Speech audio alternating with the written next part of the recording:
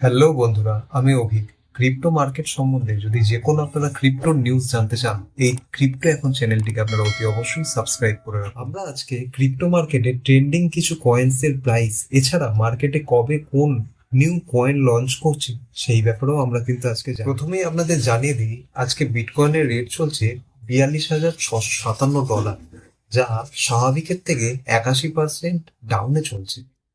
আজকে আমাদের ক্রিপ্টোকারেন্সির দ্বিতীয় কয়েন হলো ইথেরিয়াম, যার আজকের রেট চলছে $2,301, যা স্বাভাবিকের তুলনায় 9% ডাউন চলছে। আজকের আপডেটের সর্বশেষ কয়েন হলো সোলানা, যার এই মুহূর্তে রেট চলছে $1,04,676, যা স্বাভাবিকের তুলনায় 0.2% উপরে চলছে। বন্ধুরা, এবার আমি আসবো এই সপ্তাহে রিসেন্ট কিছু ক্রিপ্টো কয়েন মার্কেটে লঞ্চ করছে। তাদের নামগুলো আমি বলে দিই।